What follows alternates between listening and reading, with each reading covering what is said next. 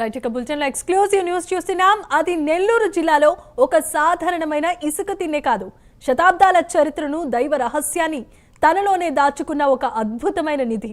పెన్నా నది గర్భంలో కలిసిపోయిందనుకున్న పురాతన నాగలింగేశ్వర స్వామి ఆలయం ఇప్పుడు సజీవంగా కళ్లు తెరుస్తోంది. సాక్షాత్తు పరశురాముడు ప్రతిష్ఠించాడని చెప్పే ఈ ఆలయ ప్రాంగణంలో తాజాగా జరిపిన తవ్వకాలలో శివలింగం, వినాయకుడు, లక్ష్మీదేవి విగ్రహాలు బయటపడటం ఒక దైవిక అద్భుతంగా భక్తులు భావిస్తున్నారు. యువకుల సంకల్పంతో మొదలై నేడు ప్రభుత్వ చొరవతో వెలుగు చూస్తున్న ఈ మహాక్షేత్రం కాలగర్భంలో కలిసిపోయిన మన చరిత్రకు సజీవమైన సాక్ష్యంగా నిలుస్తోంది.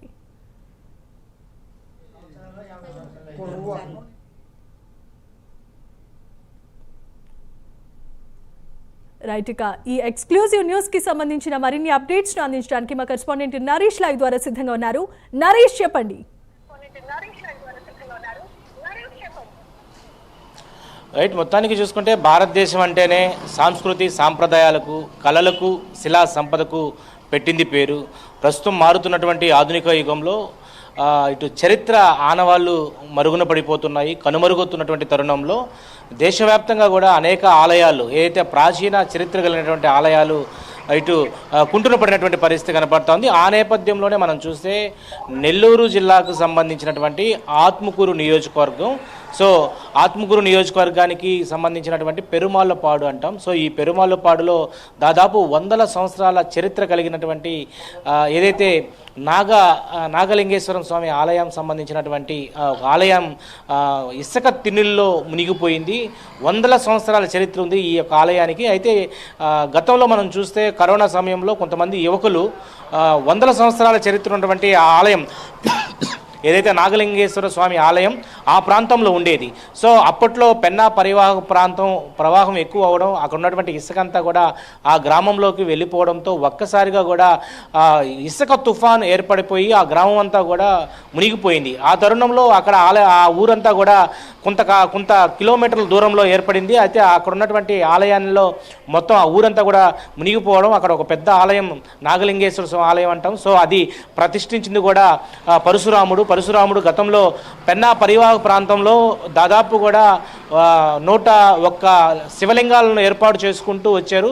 అందులో భాగంగానే పెరుమాళ్ళపాడు అనే ఒక గ్రామంలో కూడా ఈ నాగలింగేశ్వర స్వామి యొక్క శివలింగాన్ని ఆయనే చరిత్ర చెప్తా ఉంది, ఏర్పాటు చేశారని చరిత్ర చెప్తా ఉంది. ఈ నేపథ్యంలోనే కొంతమంది కుర్రాలు కరోనా సమయంలో మా గతంలో ఉన్నటువంటి ఊరిలో పెద్ద ఆలయం ఉంది కాబట్టి ఆ ఆలయాన్ని తవ్వే ప్రయత్నం మనం చేద్దామని చెప్పి అప్పట్లో మిషన్లు, అక్కడ ఉన్నటువంటి ఏదైతే జేసీబీల సహాయంతో దాదాపు కూడా పెరుమాళ్ళపాడు ఇసుక తిన్నిల్లో లోపల ఉన్నటువంటి చరిత్ర ఆనవాళ్ళను బయటికి తీశారు. అప్పట్లో ఆ ఇసుకను మొత్తం బయటికి తీయడంతో పైభాగం అంటే దాదాపు కూడా ఒక 30% నుంచి 40% ఆలయం బయట ప్రాంతం, మన విజువల్స్లో చూస్తున్నటువంటి ఆ ఆలయాన్ని బయటపడడంతో ఒక్కసారిగా కూడా ఇది దేశవ్యాప్తంగా కూడా చాలా పురాతన ఆలయం బయటపడింది. పెరుమాళ్ళపాడు గ్రామం బయటపడడంతో ఆ ఆలయాన్ని చూసేందుకు దాదాపు కూడా లక్షలాది మంది జనాలు అక్కడికి వచ్చి ప్రత్యేక పూజలు నిర్వహించారు.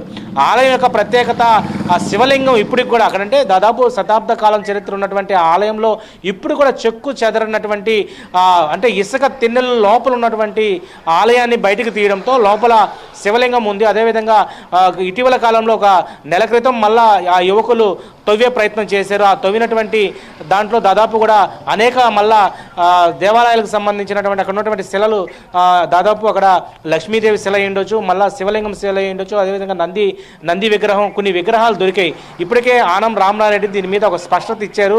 ఏదైతే పెరుమాళ్ళపాడుకు సంబంధించినటువంటి ఆ ఊర్లో బయటపడినటువంటి శతాబ్ద చరిత్ర కలిగినటువంటి దేవాలయం ఏదైతే ఉందో ఆ దేవాలయాన్ని పూర్తి స్థాయిలో కూడా దేవాదాయ శాఖ నిధులు కూడా మంజూరు చేసినట్లుగా తెలుస్తూ ఉంది. ఈ నేపథ్యంలోనే పెరుమాళ్ళపాడు ప్రస్తుతం ఒక చరిత్ర ఆనవాళ్ళు. దీన్ని మనం ఏదైతే ఇప్పుడున్నటువంటి కాలంలో దీనివల్ల పునరుద్ధరించాలి, ఈ ఆలయాన్ని ప్రత్యేక పూజలు అందుకునే విధంగా కూడా ప్రత్యేకించి కూడా ముందుకు కొనసాగాలని చెప్పి ఆ ఆలయంలో ఆ ఊరికి సంబంధించిన గ్రామస్తులు ఎవరైతే ఉన్నారో వారందరూ కూడా ప్రస్తుతం కోరుకుంటున్నారు. ప్రత్యేక పూజలు అయితే ఇక్కడ ఏవైతే బయటపడ్డాయో శిలలు ఏదైతే ఉన్నాయో, అప్పుడు దేవుడికి సంబంధించిన విగ్రహాలు ఏదైతే ఉన్నాయో అవన్నీ కూడా సంఘం సంబంధించినటువంటి పెన్నా పరివాహక ప్రాంతంలో ఉన్నటువంటి సంగమేశ్వర ఆలయంలో ప్రత్యేక పూజలు అయితే జరుగుతూ ఉన్నాయి. ఈ ఆలయాన్ని ప్రత్యేకించి కూడా మరలా 1.5 కోట్ల రూపాయలతో ప్రస్తుతం దేవాదాయ శాఖ మంత్రి ఆనం ఇదే ఆత్మకూరు నియోజకవర్గానికి ప్రాతినిధ్యం వహిస్తున్నారు. సో ఆయన ప్రత్యేకించి కూడా ఈ ఆలయాన్ని నిర్మించేందుకు కూడా ముందుకు వస్తుందని చెప్పడంతో ఒక్కసారిగా పెరుమాళ్లపాడు అంటేనే శతాబ్ద చరిత్ర కలిగినటువంటి ఆలయాలకు సంబంధించినటువంటి మళ్ళా పునరుద్ధరణ కార్యక్రమం జరుగుతుందనేది ఒక ఆశ ఆ గ్రామస్తులంతా చిగురిస్తూ ఉంది. మన జిల్లా వ్యాప్తంగా చూస్తే అక్కడ ఉన్నటువంటి ఉదయగిరి కోట ప్రాంతంలో దాదాపు కూడా అప్పట్లో శ్రీకృష్ణదేవరాయలు పరిపాలించారు. అక్కడ దాదాపు 360 పైన గుళ్ళు శ్రీకృష్ణదేవరాయలు ఏర్పాటు చేస్తే అవి ప్రస్తుతం శిథిలావస్థలకు చేరిపోయి అక్కడ ప్రత్యేక పూజలు కూడా లేవు. అవన్నీ కూడా శిథిలావస్థలు చేరిపోవడంతో ప్రస్తుతం వీటన్నిటిని కూడా మళ్ళా ఆలయాలను బయటికి తీసి చరిత్ర ఉన్నటువంటి ఆలయాలు ఏదైతే ఉన్నాయో వాటన్నిటిని కూడా మళ్ళా పునరుద్ధరించాలనే యొక్క సంకల్పం ప్రజల్లో అయితే ఉంది. ఈ నేపథ్యంలో జిల్లా వ్యాప్తంగా ఉన్నటువంటి అనేక ఆలయాలను కూడా ప్రత్యేక చొరవతో ముందుకు తీసుకెళ్లాలని చెప్పి ఒకవైపు జిల్లా వ్యాప్తంగా ఉన్నటువంటి ప్రజలైతే కోరుకున్న పరిస్థితి కనబడతా ఉంది. Right, thanks for the updates Naresh.